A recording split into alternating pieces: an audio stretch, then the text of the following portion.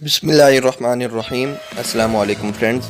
आज की इस वीडियो में हम ये समझने वाले हैं कि एफबीआर की जो जॉब्स आई हुई हैं उन पर आपने कहां कहां से अप्लाई करना है और इस पर कौन कौन सी पोस्ट आई हुई हैं और इसके साथ आप लोगों ने एप्लीकेशन फॉर्म फिल करके कहां पर भेजना है और एप्लीकेशन फॉर्म को कैसे फिल करना है। ये सारी बातें आज मैं आपके साथ डिस्कस करने वाला हूँ। तो फ्रेंड्स हम शुरू करते हैं पोस्ट की तरफ। तो पोस्ट की डिटेल्स की तरफ मैं नहीं जाऊंगा क्योंकि बहुत बड़ी वीडियो हो जाएगी, तो हम टू द पॉइंट रहते हैं। पहले जो पोस्ट आई हुई है वो सियालकोट से हैं, ठीक है जी। वज़ीराबाद समरियाल सियालकोट की पोस्ट आई हुई है और इनमें आप देख सकते हैं एलडीसी की हैं, सिपाही के हैं, ड्राइवर के हैं, स्वीपर की भी हैं, ठीक है जी। एज की भी मैं आपको बता दूंगा। उसके साथ दूसरी जो पोस्ट आई हुई है वो पेशावर की हैं। अब ये जो सियालकोट की पोस्ट आई हुई है यहाँ पर सिर्फ और सिर्फ आप नोट करें तो कहते हैं having domicile of the civil division of Gujranwala under the territorial jurisdiction. तो जो गुजरांवाले हैं वो इन पोस्ट पर अप्लाई कर सकते हैं सियालकोट के लिए। लेकिन आप परेशान ना हो, पूरे पाकिस्तान में जॉब आई हुई है तो मैं आपको समझाता हूँ कैसे। अब ये जॉब्स आई हुई हैं पेशावर के लिए, ठीक है। तो यहाँ पर आप देखें जितने कहते हैं having domicile of all district of Khyber Pakhtunkhwa, तो जितने भी केपीके के रहने वाले हैं वो इन पोस्ट पर अप्लाई कर सकते हैं। और ये पोस्ट कौन कौन सी हैं इसमें आप देख सकते हैं। स्टेनोटाइपिस्ट की है, डाटा एंट्री ऑपरेटर की है, एलडीसी की है और यूडीसी की भी है। तो इनके स्किल्स भी आपने ध्यान में रखने हैं, अप्लाई करते हुए आपने ये बताना होगा।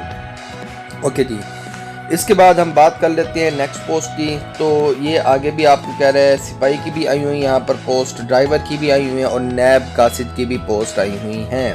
अच्छा, इसके बाद अब आ गया जी यहाँ पर क्वेटा के लिए। तो आप नोट करें ये क्वेटा की पोस्ट है। तो यहाँ पर क्या कहता है domicile of all district of Balochistan. Balochistan के जितने भी रहने वाले हैं वो इन पोस्ट पर अप्लाई कर सकते हैं। और इनमें कौन कौन सी हैं, स्टेनोटाइपिस्ट है, एलडीसी है, सिपाही है, ड्राइवर है। तो ये उनके स्केल भी आगे दिए हुए हैं, ठीक है फ्रेंड्स। उसके बाद हम बात कर लेते हैं दोबारा क्वेटा की आई हुई है, चमन रोड क्वेटा। तो यहाँ पर भी वही बात है कि जितने भी बलोचिस्तान के रहने वाले हैं वो सारे के सारे इस पर अप्लाई कर सकते हैं, ठीक है जी। इसके अलावा अगर आपका ताल्लुक पंजगोट से है, लसबिल्ला, आवारान, केच एंड गवादर यहाँ से भी है तो भी आप अप्लाई कर सकते हैं। तो यहाँ पर दोबारा देखें पोस्ट बहुत ज़्यादा आई हुई हैं, स्केल्स भी उनके साथ बताए हुए हैं, बीपीएस बताए हुए हैं। तो ये सारी stenotypist, data entry operator, UDC, LDC, wireless operator, सिपाही, ड्राइवर, डिस्पैच राइडर, नैब का सैनिटरी वर्कर, ये पोस्ट आई हुई, इन पर आपने अप्लाई करना होगा। अच्छा, अब आ गई है बात, हम करते हैं जी कराची की। तो कराची वाले बात करते हैं कि ये देखें आपको नज़र आ रहा होगा कराची की पोस्ट है। तो यहाँ पर वो आपसे कहते हैं कि having domicile of all districts of civil division of Karachi under the territory. तो कराची के जितने भी डिवीजन डोमिसाइल रखने वाले हैं, चाहे उसके अंदर जितने भी सूबे आते हैं, ज़िले आते हैं, सॉरी उसके अंदर जितने भी ज़िले आते हैं उनके डोमिसाइल रखने वाले भी वो अप्लाई कर सकते हैं। और इनमें भी वही आपको देख सकते हैं पोस्ट वही है जो ऊपर हम अब तक देखते आए हैं। डॉग हैंडलर भी है। तो याद रहे कुछ जॉब्स के लिए सिपाही और डॉग हैंडलर, इनके लिए आपका वो भी होगा, फिजिकल टेस्ट भी होगा, वो भी मैं आपको बताऊंगा कि वो कैसे होना है। ओके जी, अब आ गए हैं गिलगित बल्तिस्तान की। तो आप देख रहे हैं ना 1 बाय 1 करके सारे जो है ना वो आपको पूरे पाकिस्तान में लेकर जा रहे हैं। तो यहाँ पर वो कहते हैं जितने भी गिलगित बल्तिस्तान जीबी के रखने वाले डोमिसाइल रखने वाले लोग हैं वो यहाँ पर अप्लाई कर सकते हैं, ठीक हो गया जी। उसके बाद हम बात कर लेते हैं जी स्टेनोटाइपिस्ट। ये वो जॉब्स बता रहे हैं आपको कि कौन कौन सी जॉब्स आई हुई हैं, साथ उनके स्केल्स भी बता रहे हैं आपको। ओके, अब हम बात कर लेते हैं जी पंजाब की। तो पंजाब में आपसे कहता है ये जॉब्स आप देख सकते हैं यहाँ पर इस्लामाबाद के अंडर आई हुई हैं। तो यहाँ पर कौन अप्लाई कर सकते हैं, candidate of the relevant province यानी कि सूबे पंजाब के रोज region mention below can apply for these vacancies, ठीक है जी। तो यहाँ पर जो है ना आप अप्लाई कर सकते हैं पंजाब के भी, सिंध के भी। तो ये परेशान ना होगा, कह रहे हैं आप 2 वैकेंसीज है, आगे भी और दी हुई हैं, डाटा एंट्री ऑपरेटर की हैं। ये देखें दोबारा इस्लामाबाद की आपको नज़र आ रही होंगी वैकेंसीज।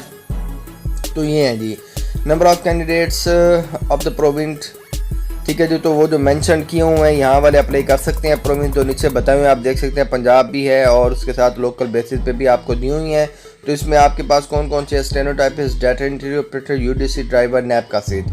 फिर आपके पास आ जाती हैं जी age limit. For the age limit की बात करें तो स्टेनोटाइपिस्ट के लिए क्वालिफिकेशन चाहिए इंटरमीडिएट, ये स्पीड होनी चाहिए, कंप्यूटर का पता होना चाहिए, डिप्लोमा ज़रूरी नहीं है।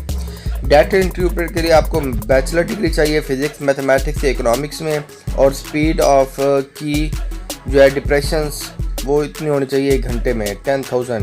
उसके बाद यूडीसी के लिए इंटरमीडिएट और एलडीसी के लिए चाहिए मैट्रिक। यूडीसी का मतलब अपर डिवीजन क्लर्क और एलडीसी का मतलब lower division clerk. Wireless operator के लिए भैया आपको मैट्रिक चाहिए, डिप्लोमा हो तो भी चल जाएगा काम आपका। सिपाही के लिए मैट्रिक चाहिए, डॉग हैंडलर के लिए मैट्रिक चाहिए, ड्राइवर के लिए प्राइमरी चाहिए, डिस्पैच राइडर के लिए आपको प्राइमरी चाहिए। उसके बाद नैब कासिद और सैनिटरी वर्कर के लिए भी आपको प्राइमरी डिग्री चाहिए। एज लिमिट की बात करें तो आप देख सकते हैं सबके लिए जो एज लिमिट है वो 18 से 30 साल है, ठीक है जी। ये एज लिमिट का भी आपको हो गया। याद रहे ड्राइवर, डिस्पैच, नैब कासिद, सैनिटरी वर्कर इनके लिए बल्कि सिर्फ दो के लिए, ड्राइवर के लिए और डिस्पैच राइडर के लिए एज 18 से 35 साल है। बाकी जितने भी पोस्ट हैं उनके लिए 18 से 30 साल है। अच्छा जी, अब टर्म्स एंड कंडीशंस की बात करें तो ये आपको नज़र आ रहा होगा, आपने यहाँ इस एड्रेस पर आपने भेजने हैं। ये एड्रेस आप लोग नोट कर लीजिएगा ध्यान से ताकि आपको फिर बाद में मसला ना बने, ठीक है फ्रेंड्स। तो ये मैं आपको बाकायदा बता देता हूँ निशान से। ये देखें, candidates applying for the post ये इन पोस्ट पर अगर आप अप्लाई कर रहे हैं तो आपने सबमिट करने एप्लीकेशन किस तरफ, directorate general of intelligence and investigation customs, plot number 1 Muawiya area, उसके बाद G1014 इस्लामाबाद, इस पर आपने एप्लीकेशन भेजनी है। और वो कैंडिडेट्स जो इधर भेज रहे हैं, अप्लाई कर रहे हैं, वो डायरेक्टर हेडक्वार्टर को भेजेंगे, ऊपर वाले डायरेक्टर CBCM को भेजेंगे। तो बाकी एड्रेस जो है उनका वो सेम है। ये दो पतियाँ आपने ये नोट कर लेना, आप किस पर अप्लाई कर रहे हैं। अगर आप directorate of general and intelligence custom GB में अप्लाई कर रहे हैं तो ये एड्रेस है, और इसके अलावा अगर आप इस्लामाबाद वाले में अप्लाई कर रहे हैं तो आपका फिर ये एड्रेस होगा।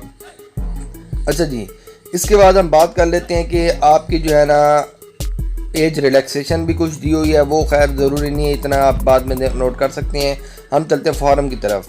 ये हमारे पास आ गया एप्लीकेशन फॉर्म। यहाँ पर आप देख सकते हैं एप्लीकेशन फॉर्म में यहाँ पर आपने अपना फोटोग्राफ अटैच करना है। राइट टॉप पर जो आपको नज़र आ रहा है यहाँ पर आपने अपना फॉर्म अटैच करना है। उसके बाद आपने यहाँ पर नेम ऑफ द चीफ ये डायरेक्टोरेट कि किस को आप भेज रहे हैं, हेडक्वार्टर वाले को भेज रहे हैं या वो दूसरे को GB वाले को, सॉरी जो दूसरे डायरेक्टर साहब हैं पहले वाले उनको भेज रहे हैं, वो आपने ऊपर से नोट कर लेना है। Name of the post applied for, फिर आपने नेम बतानी है कि आपकी पोस्ट कौन सी है जिस पर आप अप्लाई कर रहे हैं।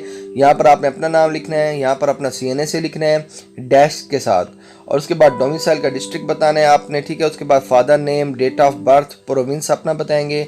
नेक्स्ट आपने अपनी क्या करनी है, एजुकेशनल क्वालिफिकेशन बतानी है, ठीक है जी। उसके बाद ये मैक्सिमम क्वालिफिकेशन बता देनी है, बस 1 by 1 नहीं लिखनी कि आपकी ज़्यादा से ज़्यादा मैक्सिमम तरीन कौन सी है वही लिख देनी है। उसके बाद आप अगर कोई एक्सपीरियंस है इस पर तो एक्सपीरियंस बताने हैं, फिर बताना है कि आपने काम किस पोस्ट पर किया था और आपका कब शुरू किया था कब ख़त्म किया है, ठीक है। उसके बाद एड्रेस आ जाएगा आपका, तो एक है परमानेंट एक है पोस्टल, दोनों सेम लिख दें।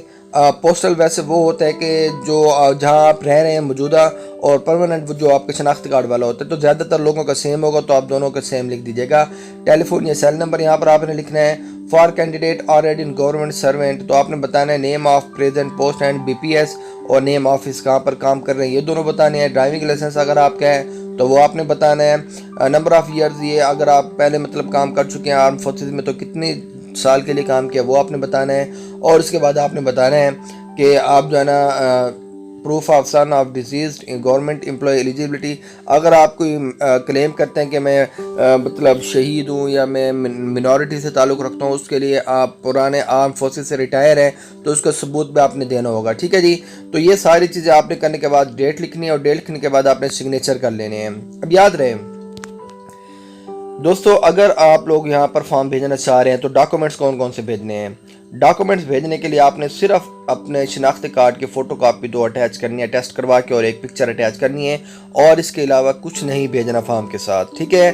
और इसके अप्लाई करने की जो लास्ट डेट है वो है 27 अक्टूबर 2020, यानी कि इसी महीने के 27 को आप यहाँ पर अप्लाई कर सकते हैं। इसके अलावा मज़ीद अगर आपको कोई मसला दरपेश आता है जॉब में अप्लाई करने में, या फिर आपको कोई बात समझ नहीं आती फॉर्म फिल करते हुए, तो आप मुझसे कमेंट्स में पूछ सकते हैं। इंशाल्लाह तो आप लोगों को ज़रूर रिप्लाई करेंगे, जितना हमसे हो सकेगा आप लोगों की खिदमत में हाजिर होंगे। वीडियो देखने का बहुत बहुत शुक्रिया। चैनल को सब्सक्राइब करना मत भूलिएगा। अल्लाह हाफिज़।